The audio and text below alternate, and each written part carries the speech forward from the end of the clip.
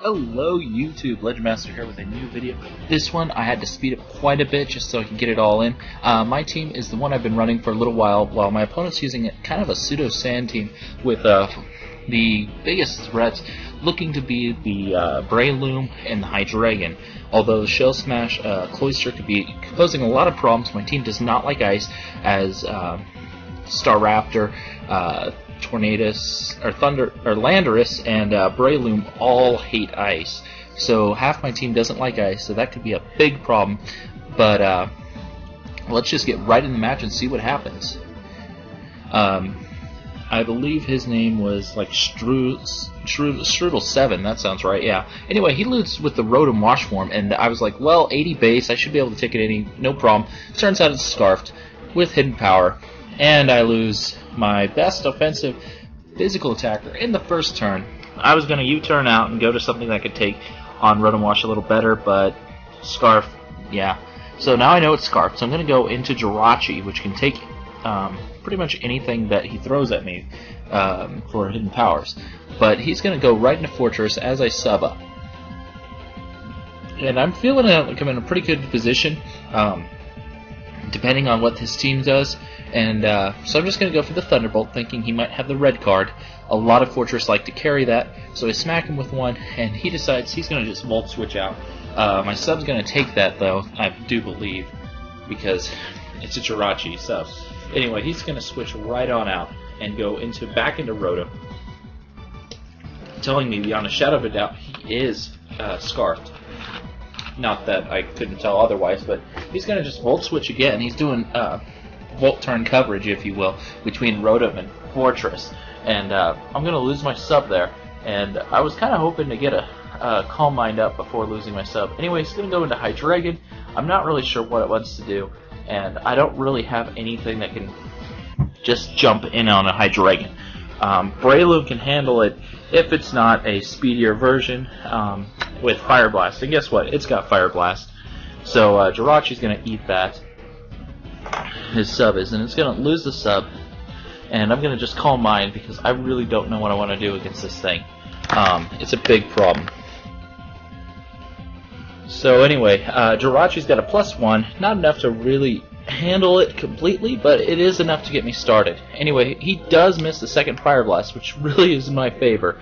But I decided I'm going to set up another sub because I figured I could take another Fire Blast, get a sub up, and then hit it with the Thunderbolt. But this now affords me the opportunity to get a second Calm Mind up and then go for the Thunderbolt, kind of hoping for that Serene Grace to kick in and get the paralysis off. Anyway, gonna fire off the Calm Mind now, and then this does mean I have enough HP for another sub, which is what I'm gonna do. I'm kind of fishing for a second miss right now, kind of hoping I can get another one or drain its power points enough that I don't have to worry about Fire Blast anymore. Anyway, get hit, take it, not well, but I take it. +2, keeping me alive. Get down to a measly 10 HP, and now I know I have to go for the Thunderbolt. Which is probably what I should have done earlier, and then just switch. Because of the damage, it's telling me it's probably Choice Specs. Although at the time it kind of was like, I don't know what this set is. But, you know, everyone has a brain dead moment. Anyway, hit it with the Thunderbolt, don't get the paralysis, and I'm like, well, Jirachi's almost dead. No point in trying to save it, I'll just let it die. If it misses, that'd be great. If not, well, oh well. Jirachi goes down, and I'm in a really bad predicament. I don't really have anything that wants to just jump in on a Hydreigon. Although I decide, well, my best bet is Floatzel. It does resist fire, and if it is Specs, I can take it. Anyway, I know he's not going to want to stay in if he is Specs. I'm just going to fire off the taunt.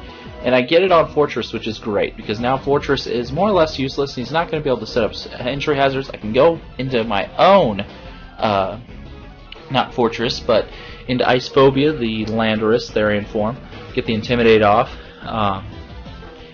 and then block the Volt Switch, which is nice. And I go ahead and I'm trying to set up my rocks here, figuring he may just want to hard switch out.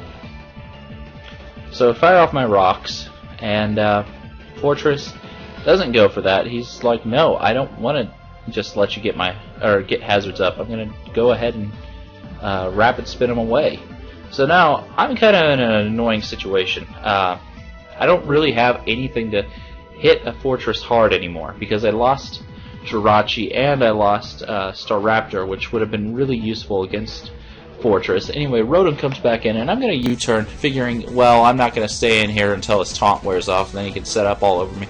And I get a revenge crit for the Staraptor crit, which is really nice, allowing me to go back into Floatzel and hope he doesn't have Hidden Power Electric.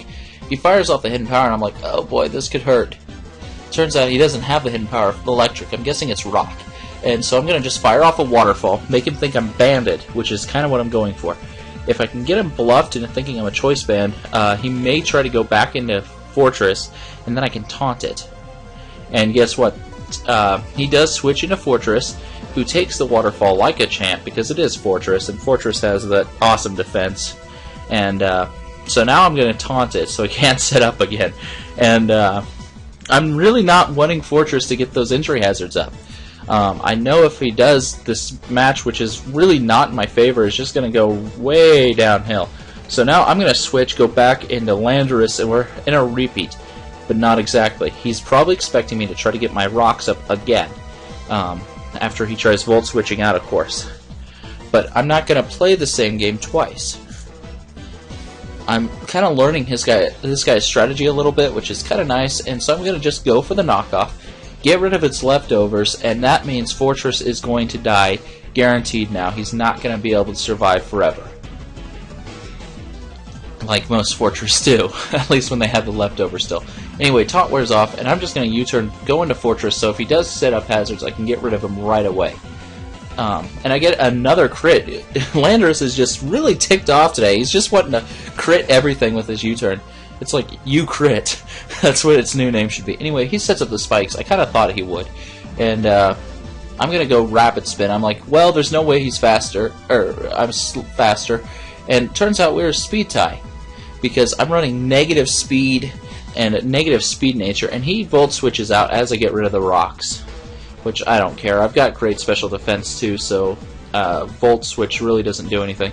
And he goes into Breloom, and I'm like, well, blast. But I do believe... and he actually does switch here. I guess he figured he couldn't really do anything to me. And then I reveal I also have Volt Switch. So I'm going to get rid of that Scarfer, finally get rid of that stupid thing which was causing me so much pain, and go back in. A while ago, I was actually thinking, there's no way I can win this, and I was thinking about letting it go, but I was like, nope, that's not the right thing to do. I'm going to fight to the bitter end. Anyway, go into Floatzel, and I'm like, well, it is a Techno Loom, but it could have Spore, and either way, I really want to get that Flame Orb off on Breloom because it'll make it worthless. So I do switcheroo the Breloom, get it to burned, and I get to eat a Spore in return. So now I've got Floatzel's job done, burning the biggest physical threat I can find on the enemy team. And in this case, it is the Technoloom. And so he's going to set up his Swords Dance, but he's only at +1 because of the Intimidate, and he's burned, so his attack is pretty much useless. And now I can freely set up my rocks, as he's going to just go for the Mach Punch, and because I have such great defense, it just kind of bounces off worthlessly. I love this Landorus set. Definitely not what people expect from a Landorus. They expect it to have a little bit more physical attack, but it doesn't happen that way. And I get my rocks up, and now I believe I'm going to U-turn out as he goes into Tyranitar, figuring if he decides to stay in, it'd be good to U-turn, and then I can get another Intimidate off if he does start getting his attack up. So here comes another U-turn, and hits the Tyranitar on the switch. Super effective damage and nice physical attack just naturally. Means it does good damage even though there's no attack investment. Go into Breloom, figuring if he's not Scarfed, I'm going to be faster. I can set up my Spore, get my sub up, and start punching things to death. So anyway, I actually go for the sub thinking he might switch. Turns out he's got Ice Fang though, so that plan falls through right away. Really annoying, and so now I'm forced to Spore it, sub up, and hit it with the Seed Bomb, because I don't want to risk it waking up on a first turn wake. So, Spore, sub, Seed Bomb. That's the plan. Or second turn wake, excuse me. Wow, wake up. Anyway, put T-Tar to sleep, get my sub back up again, So Breloom is going to be doing what it does best: hide behind the subs, spore things as they come in, get its subs back up, and punch them to death again and again and again. That's the plan, and this little plan is really going to come in handy. So I'm going to Seed Bomb Tyranitar, kill the thing, and then he's going to go into his... he's going to lose Tyranitar to the Seed Bomb, which puts me in a really good place. And for anyone wondering why the Breloom's named Bradman, I have a friend named Brad, and I figured it'd be kind of an interesting thing to do. So anyway, in comes Breloom. Can't put it to sleep because it's burned, and so I'm going to Focus Punch it instead. But he Mach Punches and doesn't break my sub.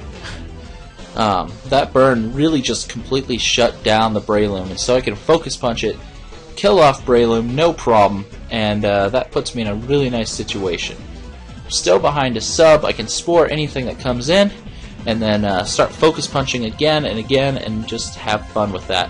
So I'm going to Spore the Fortress, and this is putting him in a very difficult position because his last two Pokemon are weak to Focus Punch. And if he takes a Focus Punch, he's dead, and he knows it. So anyway, I'm going to go ahead and just go for the Focus Punch, figuring there's no way he's going to wake up this turn and get the sub broke, but that's exactly what happens. He wakes up, first turn wake, breaks my sub with the Volt Switch, and now he has to decide what he's going to sack, the Hydreigon or the Cloyster. Now, he decides he's going to sacrifice his Hydreigon. Honestly, I would have done the same thing. So anyway, in comes Hydreigon. It's already pretty injured by the entry hazards and stuff, and so I'm able to smash it with a Focus Punch, and Breloom is ticked off. He gets a crit too. Not that it mattered, but it's just a lot of overkill for poor Hydreigon. And that means I'm in a fairly decent position. Anyway, he's going to go into Cloyster, and if he Shell Smashes, I can Spore him right away. But he's actually going to Icicle Spear. I can take a couple, so if he only gets a 2 or 3, I can probably take it and live. But he does get 4, and Breloom finally goes down, doing so much work, getting me back in the game. Thank you, Breloom. Anyway, Cloyster's starting to take a nice chunk of damage, and I decide I'm going to go into Landorus Therian form because it has the Intimidate, and it's very, very bulky. Even though it has the 4 times weakness to Ice, I don't really plan on staying in with him. But he actually decides to switch, goes back into Fortress, guessing he kind of saw what I'm going to do. With the Toxic, miss, of course, because I'm hitting a Steel type, and that doesn't work very well. So I don't really have much choice. I'm just going to U-turn, go into my own Fortress, which is really the only thing I have awake besides Landorus, or alive. So Fortress comes back in, and I figure if I throw some Toxic Spikes up this turn, if he decides to stay in, I can get the Toxic Spikes up, and then I can stall out the Cloyster. But he knows that he doesn't want to risk the Speed Tie, and I'm going to throw up my Toxic Spikes as he takes entry hazard damage from the rocks, and here comes the Toxic Spikes. Now, that Intimidate, which got rid of his White Herb, was so key right here, and you'll see why in just a moment. He goes for the Shell Smash, planning to get his final game sweep going. And if he was going up against a Cloyster like he was thinking he was with 2 entry hazards, he probably would have been fine. But no, this one has Gyro Ball too. So boom, he take out the Cloyster, leaving him his last Pokemon, and that's Fortress. It doesn't have leftovers. I've still got Landorus, I've still got Fortress, and honestly I can just outstall it, and so he realizes that and he decides to run. So that is game.